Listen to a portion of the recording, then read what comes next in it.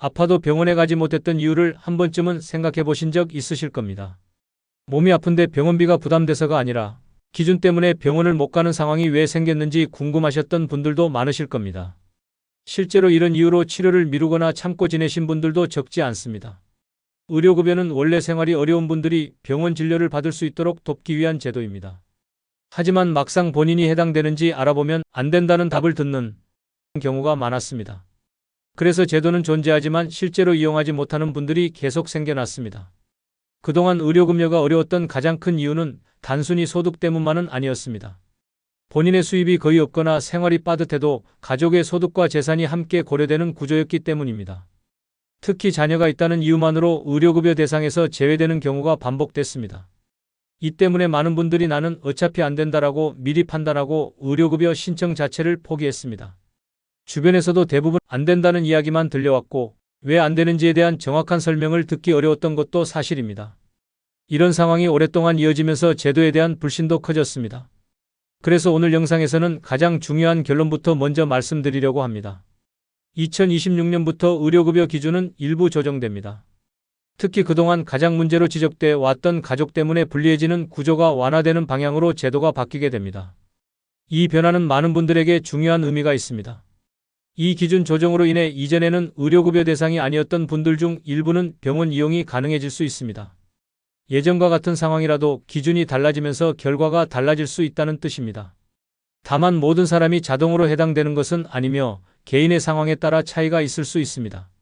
그동안 의료급여 제도는 실제 생활 형편보다 서류상 기준이 더 크게 작용하는 경우가 많았습니다.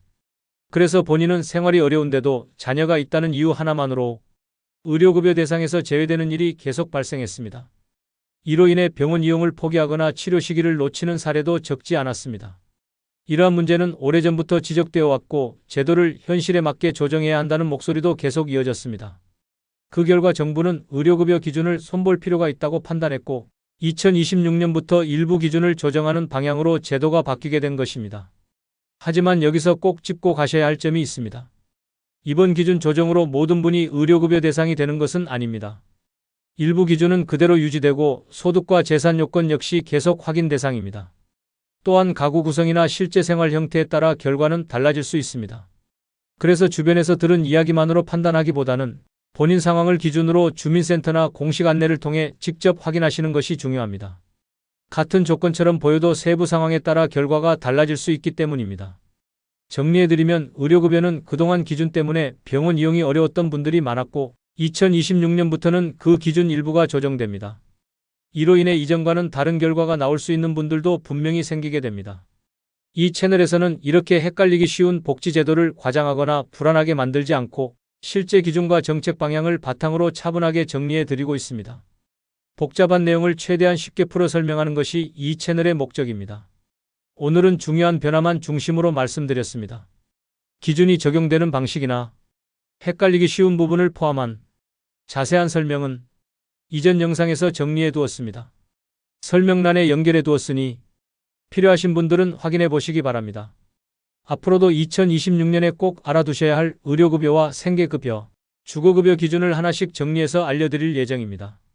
제도는 자주 바뀌고 한번 놓치면 다시 확인하기가 쉽지 않기 때문에 꾸준한 정리가 필요합니다. 이런 정보는 필요할 때 다시 찾기 어렵습니다. 구독해 두시면 이후에 기준이 바뀌거나 확인이 필요할 때 도움이 되실 수 있습니다. 주변에 비슷한 상황에 계신 분이 있다면 영상 공유도 도움이 될 수 있습니다. 시청해 주셔서 감사합니다.